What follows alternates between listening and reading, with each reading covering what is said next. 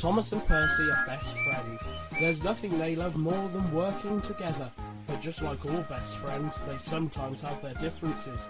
One day, Thomas returned to the sheds after pulling his two faithful carriages, Annie and Clarabelle, along his branch line. "My blue paint looks so splendid in the sunshine, everyone commented on it.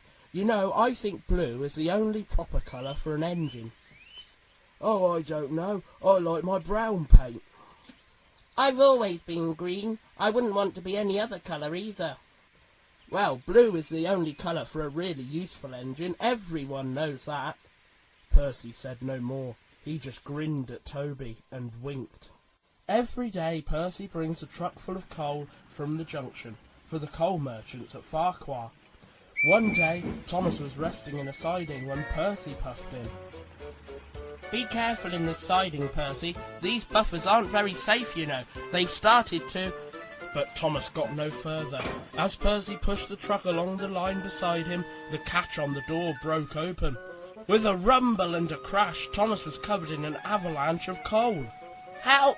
I'm choking! Get me out!" Percy couldn't help laughing. Thomas's smart blue paint was black from smokebox to bunker. "You don't look really useful now. You should see yourself. You look really disgraceful." Thomas was furious. "I am not disgraceful. You did that on purpose, Percy. Now stop your stupid giggling and get me out." But it was some time before Thomas could be rescued. He had to wait for the coal to be shovelled into the coal bunker before he could be moved. Percy shunted Thomas, who was still seething, back to the shed. The cleaners stared at Thomas, not happy with the daunting task that awaited them. "Goodness gracious, Thomas, you're not fit to be seen. Come on, Harry, this is going to take a long time." In fact, it took so long to clean poor Thomas that he wasn't in time for his next train. Toby had to take Annie and Clarabelle with Henrietta. "Don't worry, Thomas, I'll look after Annie and Clarabelle."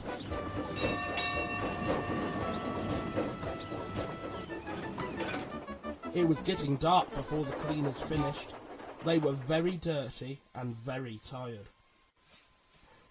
Presently, Toby and Percy returned to the shed after a hard day's work. Thomas still blamed Percy for the accident. Toby thought it all a great joke, but Percy was not happy with Thomas for thinking that he'd caused the accident on purpose. "Who'd have thought it?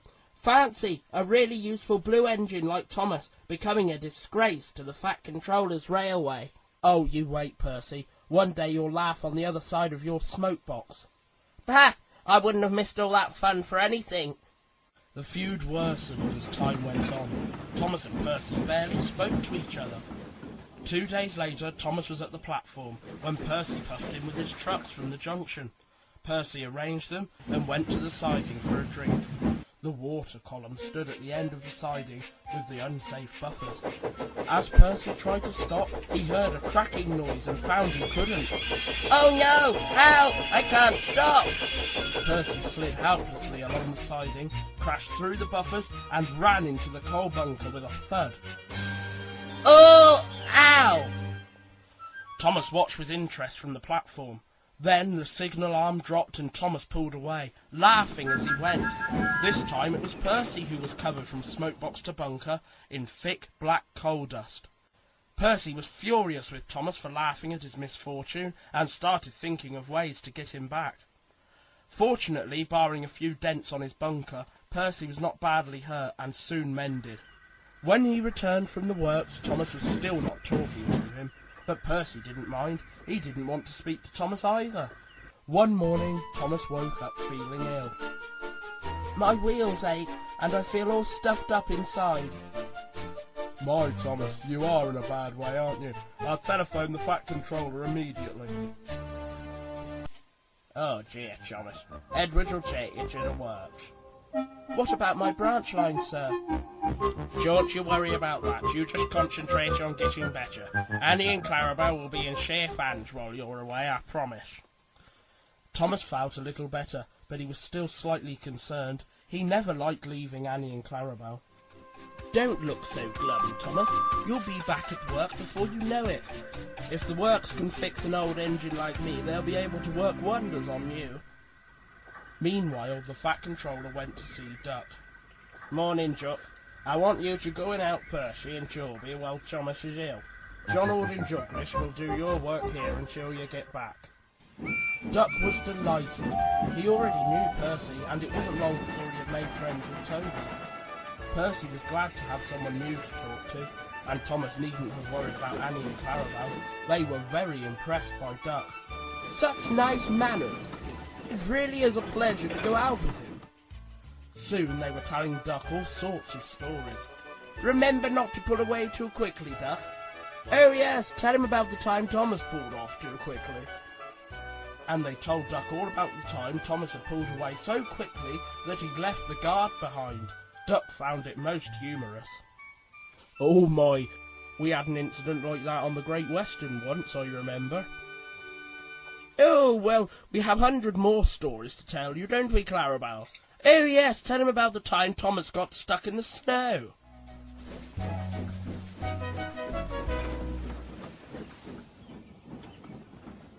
When Thomas came back, Annie and Clarabelle told him how well Duck had managed.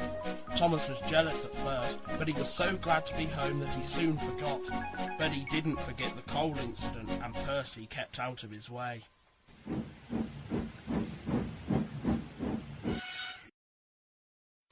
Whoa, Thomas, back! It's that blasted handbrake again. It's not been the same since you got back from the works. Thomas's driver was right. The handbrake made it feel like Thomas's brakes were on, when in fact they weren't. But both his driver and fireman soon learnt to be extra careful. One day Thomas arrived at the junction, when there was trouble. Is everything all right, Bert? You don't look well to me. I feel awful. I'm going to have to go home. So Thomas's fireman went home and a relief man took his place. While the driver chatted with the station master, the relief fireman fastened the coupling. Thomas simmered happily. In the distance, Henry appeared. Oh, not long now. Then something unusual happened. I'm moving, but my driver and fireman are on the platform. Thomas's driver had told the stand-in fireman about Thomas's stiff brake, but the fireman had forgotten all about it. Now Thomas was rolling along all by himself. Thomas, where are you going? You've left your passengers behind. The guard shouted, Oi, Thomas, come back! But it did no good. The guard, the driver and the fireman were all left stranded on the platform, and so were the baffled passengers. Soon, Thomas, Annie and Clarabelle picked up speed. Stop, Thomas! You've left our guard behind! Again! Never mind the guard, what about the driver? Thomas is early. Morning, Bob! Yeah, hang on, where's Bob? Help! Call for help! Oh yeah, right. The signalman sent a message along the line. An inspector prepared to stop the runaway at Dryall, where Harold the helicopter stood ready in case of emergency. Unfortunately, Thomas sped through Dryall much too fast for the inspector to do anything. The inspector hurried aboard Harold, who flew after Thomas. I must get there in time, I must! Below, Thomas was tiring. I need to stop, I need to stop! Yes, you do, yes, you do! Thomas approached a hill. Hold back, dear, we can slow him down.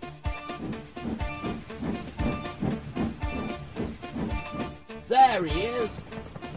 The inspector ran onto the platform. This time Thomas was going slowly enough for the inspector to act. Running alongside the train, the inspector judged his moment and bravely jumped and scrambled into Thomas.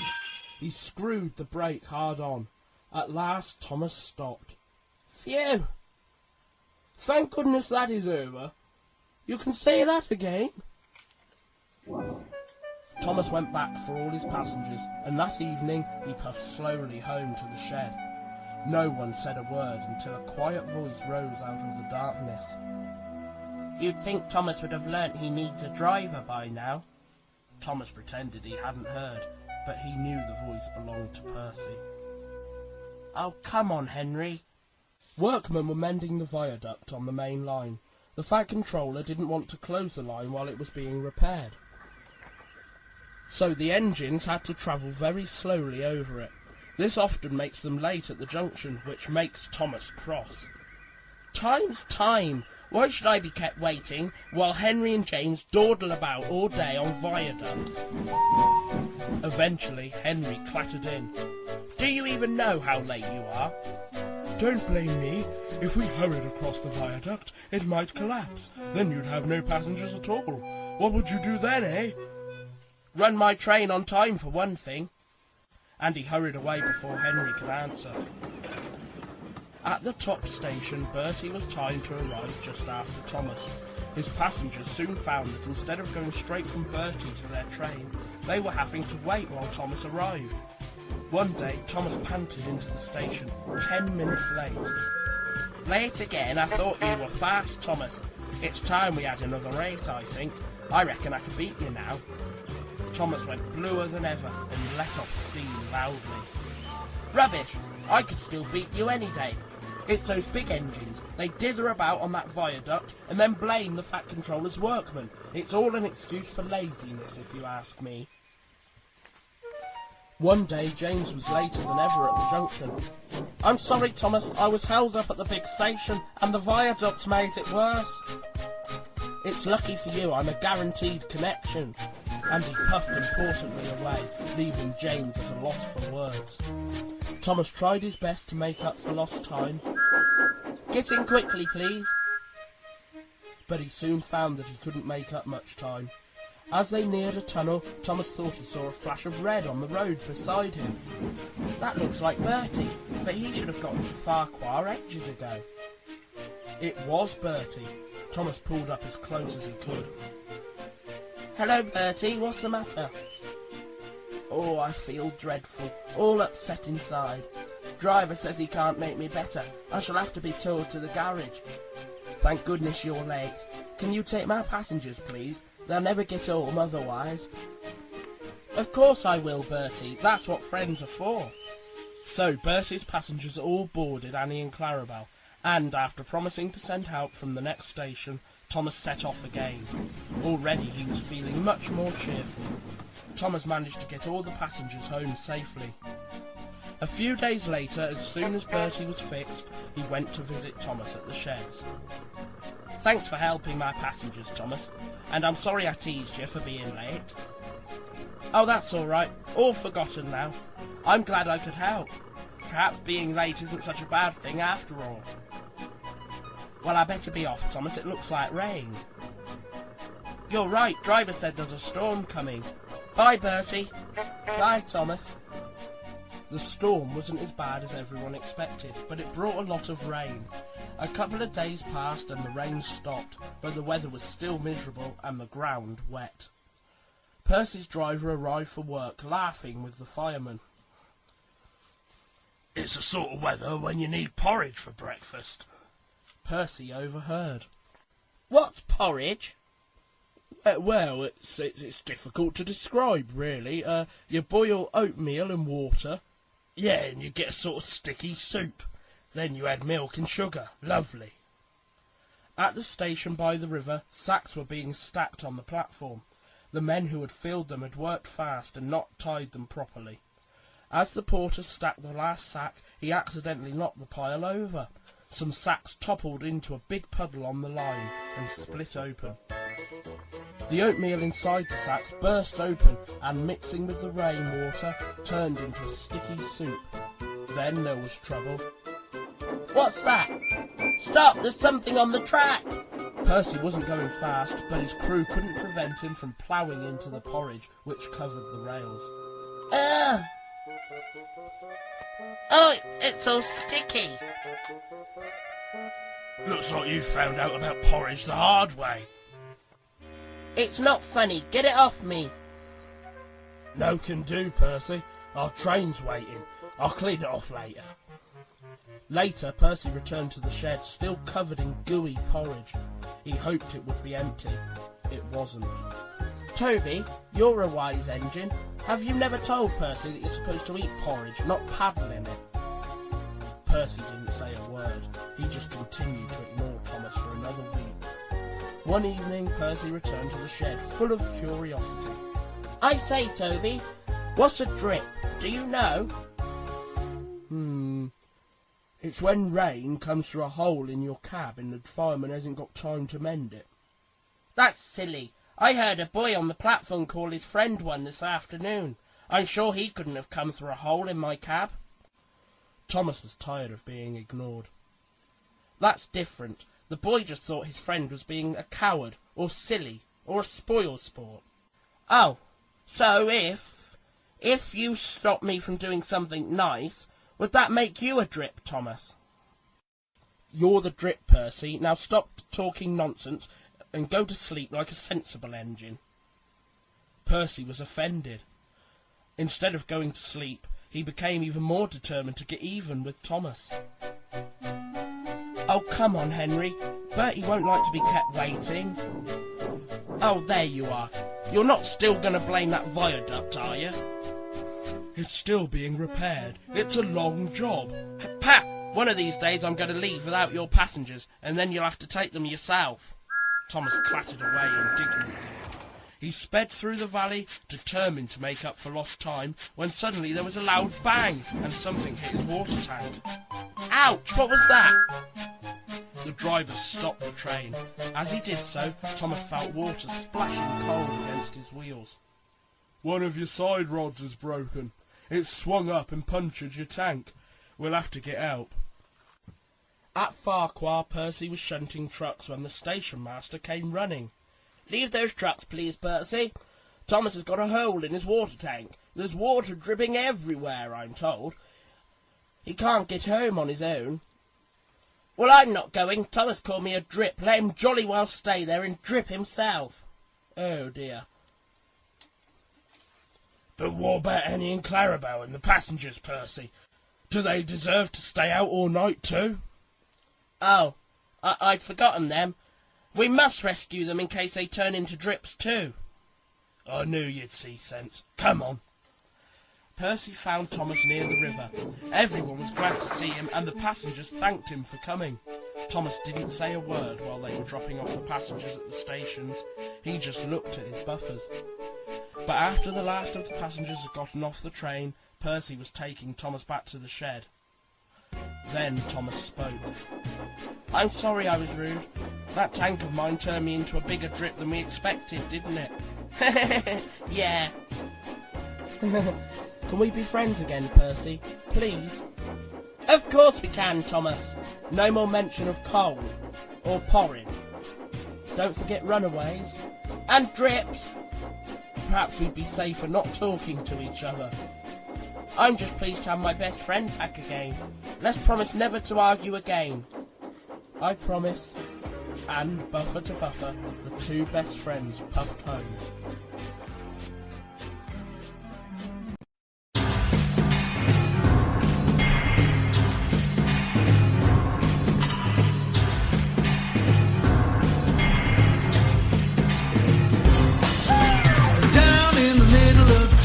Sheds, two little engines, best of friends. One is blue, the other green. Part of the really useful team. Jumping around and around the track, hauling cargo back to back. Thomas and Percy, best friends you'll see. Thomas and Percy, best friends you'll see. Thomas and Percy, blue and green, best of friends that you ever see. Thomas and Percy, best of friends. Thomas and Percy, best of friends. Emily, Gordon and Henry going through, Edward, James and Toby too. Really useful, good friends. Work together to the end. But the best of friends that you're gonna see are Thomas and Percy, blue and green. Thomas and Percy, best friends you'll see. Thomas and Percy, best friends you'll see.